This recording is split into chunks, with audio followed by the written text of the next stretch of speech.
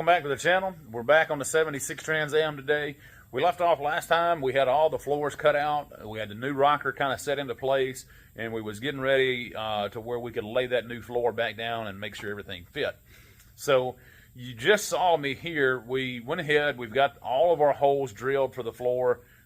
We punched those out. We drilled them out. We've cleaned them up all around the perimeter flange where the everything will weld into the inner rocker.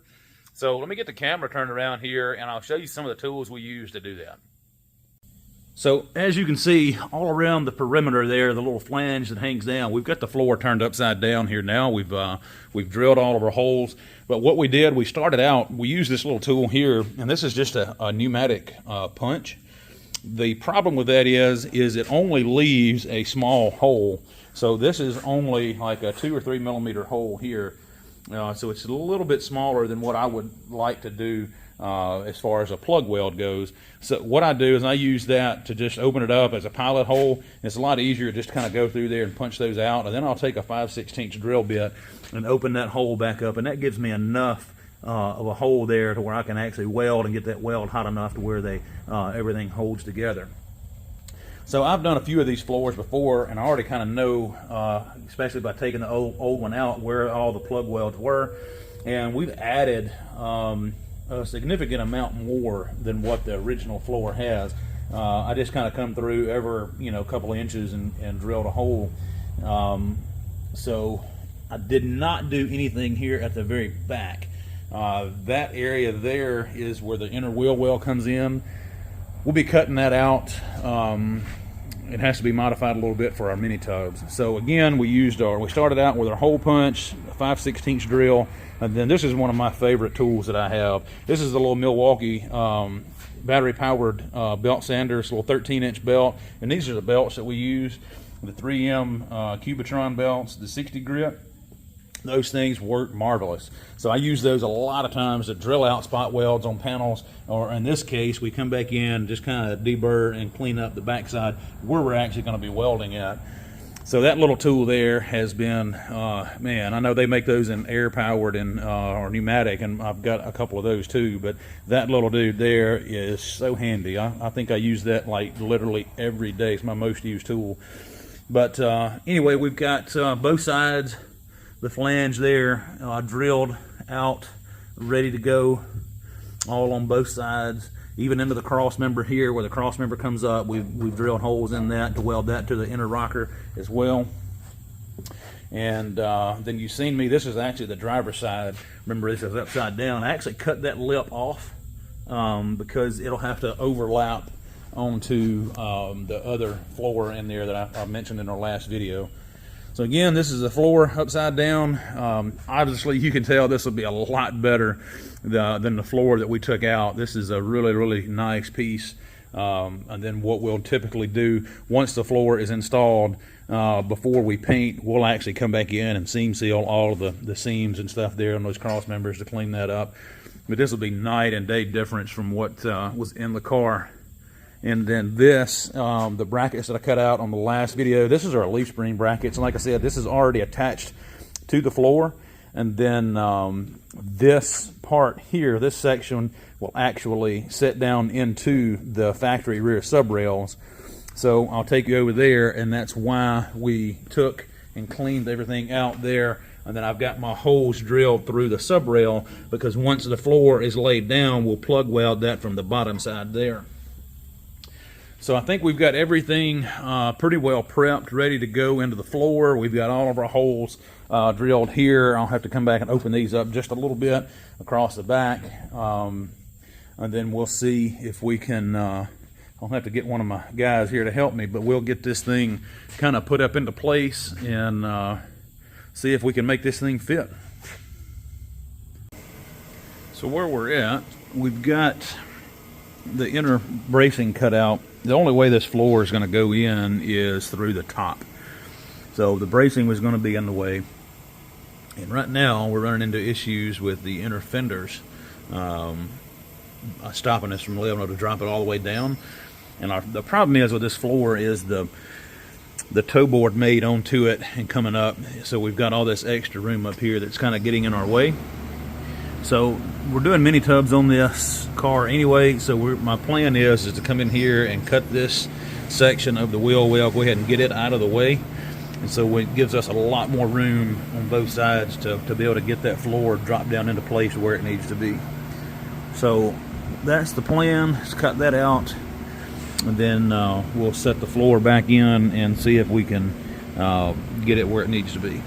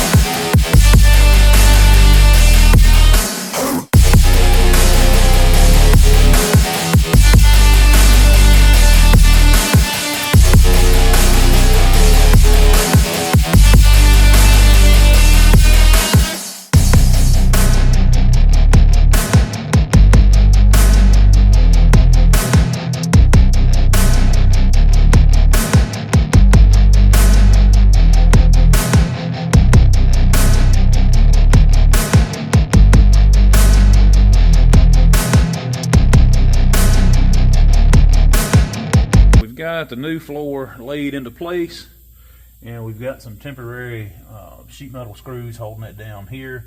Everything lines up pretty good all the way around. All of our gaps lines up good with a new rocker here on the passenger side. And like I said, we did cut the inner wheel wells out here to kind of help us line everything else up. Again, just kind of put some sheet metal screws through everything to hold it into place. And as you can see, it was a lot of work fitting and everything in, but we got it. Had to come in from the top, but everything looks really good so far. I'm happy with it, and I want to get underneath and put some more clamps in on the inner rockers to the floor.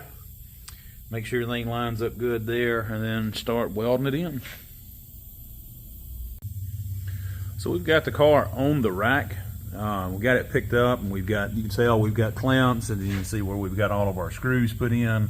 I just kind of want to show you what everything's looking like from the bottom side here compared to what we looked at when we took a before video there in some of our previous videos. You can kind of see how we've got everything. We've got all of our holes pre-drilled there for our plug welds, all the way through this side on our new rocker as well. So everything is looking pretty good. Everything's lining up great. Our floor is lining up good with our factory front body mounts on both sides. We'll have to pull this one up here. It's still a little loose. We can adjust that and kind of hammer that up a little bit. But kind of wanted to show you what we was looking like and how much better this looks already before we've ever even done any welding. And again, this is what I was talking about before. We've got some temporary screws here, but we have our holes drilled here so we can do our plug welds from the bottom on our subframe back here to the rear. Once we get that welded in, we're going to have, once we get the car on a rotisserie, we're going to come in and sandblast all the rest of this up and clean it all up. So this is what we're working with so far. Again, it's been a lot of work. We still have to put our rear seat belt mount in that we took out, and then it comes in here. Then it's got our mount up here for the rear bump stop as well. So kind of wanted to show you there underneath. We've got everything clamped into place and tied in where we need to we can go ahead and start doing our plug welds. And then we'll come in and we're going to cut this here, and then we'll do a nice butt weld up here where these two panels come together here. So there you go. This has took a little bit longer than what I really wanted it to, but all in all, it's been it's going to be well worth it.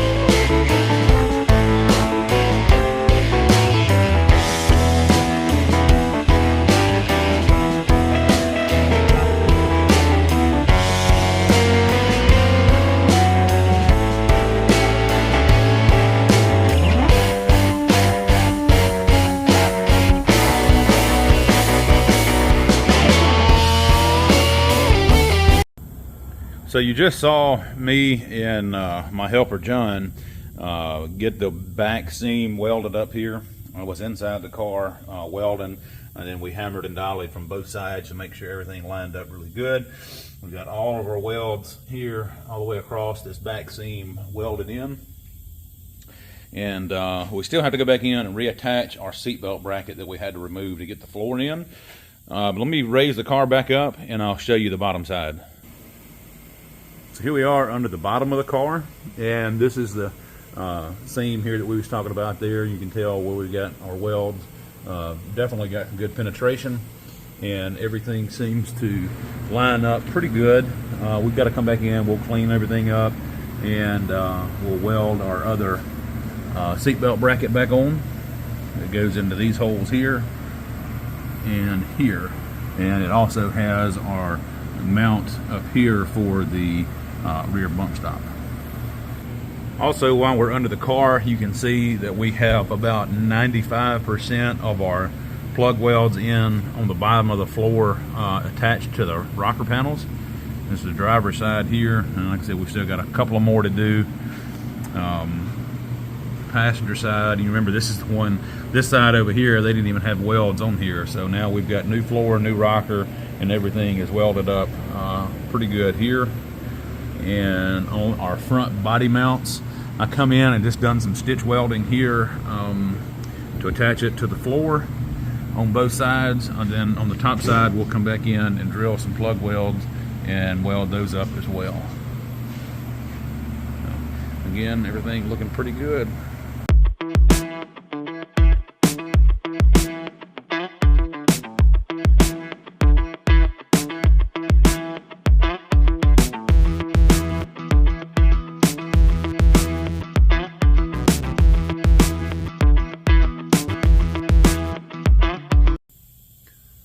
So now we have our rear seat belt mounts welded back in. from the inside of the floor. I've come back in and re-plug welded the factory plug welds there, and I added a couple of extra welds here around the edges, just to kind of give it a little bit of extra strength. And everything again on this side's welded up. So we got that done. Also welded up a couple of holes there where they had some exhaust mounts and stuff welded in, or well, screwed through the floor, so we welded those holes up. We still have a little bit of welding to do here on the floor, from the floor to the subframe there. We'll do that once we get the car on the rotisserie. It'll be a little bit easier to weld than try to weld overhead. Again, a little bit of welds here around the bottom. We do have the ones on the side welded up. So again, everything's looking really good here on the bottom. And so we'll move on and get the firewall and toe board area fixed and welded up.